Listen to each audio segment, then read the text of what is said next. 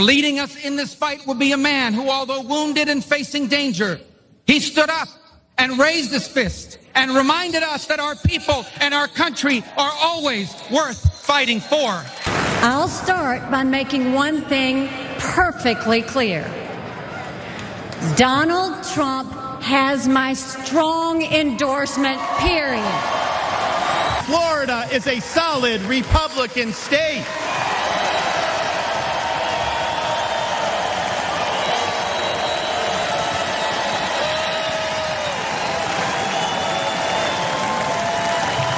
Now, electing Donald Trump gives us the chance to do this all across America. Okay, so obviously that was awkward, and I'm not just talking about Ron DeSantis' continued inability to smile like an actual human being. I mean, like the context of it, where you have these former rivals, some of them from way back, some of them just ran against him in the primary, having to bend the knee, having to try to scrabble and claw for continued place of relevance in this party. Haley, I think, is the greatest example of that. Ron DeSantis obviously was, they had his feud with Donald Trump, but they sort of hashed it out over time. Haley stayed in the race longer, and up until just a couple of days ago, wasn't even slated to speak at the RNC. It was only apparently the events of last weekend that made it so that she would. And so my assumption is that she feared that she would be booed. And she was. It wasn't an overwhelming chorus of boos for Nikki Haley or anything like that, but there was definitely a mixture. And while she was giving her address up in the Fox News skybox, Vivek Ramaswamy and Sean Hannity they tried to distract the crowd from her speech by throwing mini footballs into the crowd. So, the calls for unity from Nikki Haley on the stage were not necessarily embraced by those in the audience, but that's what they were all saying last night. I just want to remind everyone of what they have said of the nominee in the recent past. Many of the same politicians who now publicly embrace Trump privately dread him.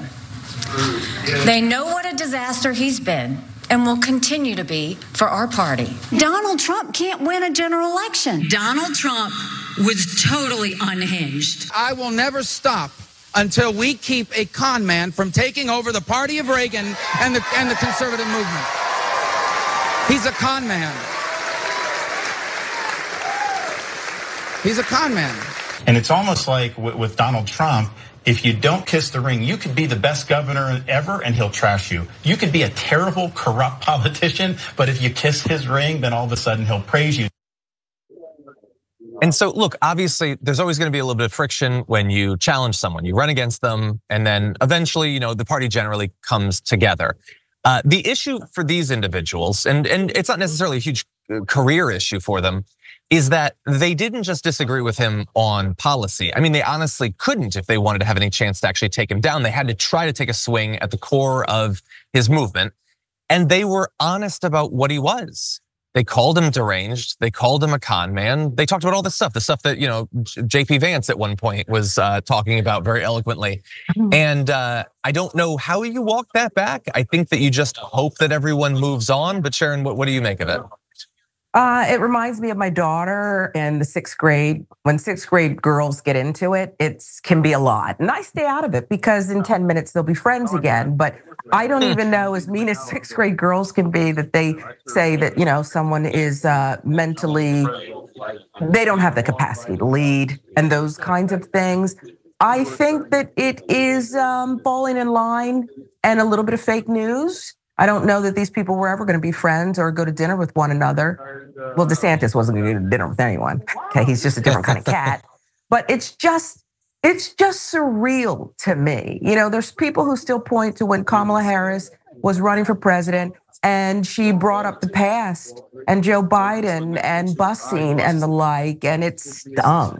That is nothing compared to what you just reminded us, what you just played there. So it's bizarre. Yeah. It's wooden.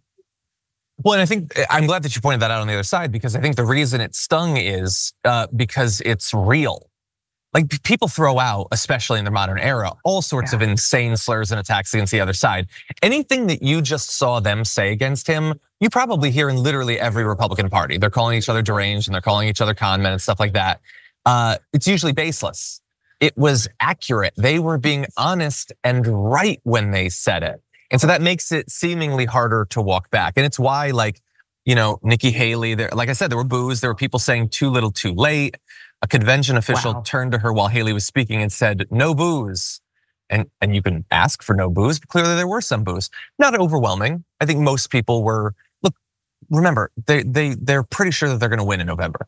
The mood is fairly jubilant. I think that helps to bridge the gaps in the party at least a little bit.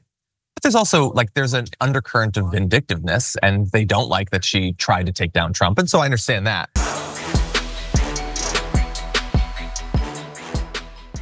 Thanks for watching our video. Did you know that you can support our show by becoming a subscriber?